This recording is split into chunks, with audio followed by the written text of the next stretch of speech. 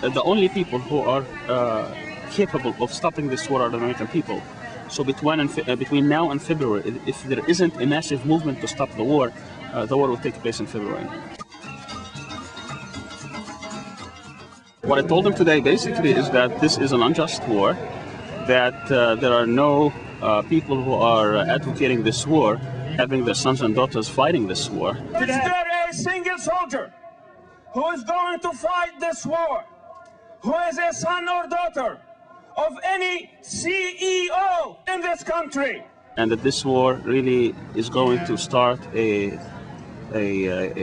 wave of hatred and violence across the Muslim world, and that we need to stop it, because those who advocate this war basically are of the persuasion of the clash of civilization. In other words, they would like to see a clash, a confrontation, a war between the Muslim world and the West, specifically America. And that there are two parts to this theory. One part is those who are advocating war, whether it's in the administration or outside the think tanks, the neocons, the Zionists, and also people like Bin Laden and his supporters who would like to see this war, because that will basically give them their theory, which is that there is an inevitable confrontation, that there is no way that we can coexist in the world with the West, that is the Muslims. And I think this is a very, very dangerous concept, dangerous theory, and the clashes, as I call them, they must be stopped. There are other means to end this conflict. Iraq is hardly the only country that has these accusations. They have been under punitive sanctions, where millions of people have already died or are in a dire need of help. And what's happening basically today is a warmongering, where they would like to see this clash. Samuel Huntington started this back in the early 90s, in which he said that there is an inevitable clash of civilization between the Muslim world and the Western world, specifically the United States. And the advocates of this, as I said earlier, are on one hand the people who are advocating this war, whether inside the administration or across the spectrum. A lot of them are describe themselves as new conservatives or hardcore Zionists, or on the evangelical right, or those who have a stake in the defense spending or oil interests. On the other hand, you also have the extremes across the Muslim world, represented by Bin Laden and others, who would like to see also a clash between the West and the Muslim world.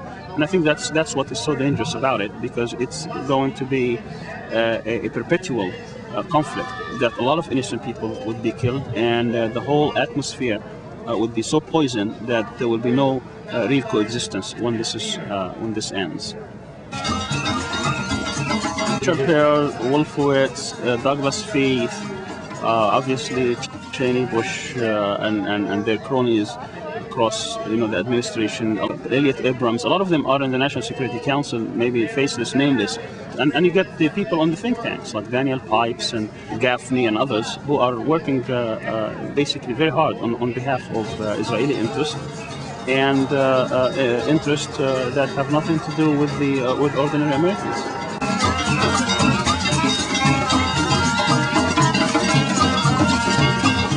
Condoleezza Rice is just one small player into this. Obviously, her boyfriend Richard Haas is in the State Department, and they are working along the same lines. What is happening in Iraq is a diversion from the real problem, which is, as I said earlier, what you have here is a concept, a theory, that instead of having a dialogue of civilizations, people are trying to have a conflict of civilizations, in which hundreds of thousands of people would be affected, hundreds of thousands of people's lives would be affected. What we need really is to have this kind of extending the hands and the values. And people look at the hypocrisy that takes place vis-a-vis the Arab-Israeli conflict, where you have Israel, a possessor of nuclear weapons, a country that defied United Nations Security Council resolutions for many, many decades, getting away virtually with murder. While Iraq, that has been under punitive sanctions for 12 years, and according to the experts, has been disarmed over 98% of its weapons. Today they are being threatened with war and destruction. I do not think that this administration cares much for the world, cares much for the Europe or the United Nations. I believe the only people capable to stop this war are the American people. And if there is not a massive movement of rejection for this war between now and February, I believe that, as I said earlier, the war will take place in February.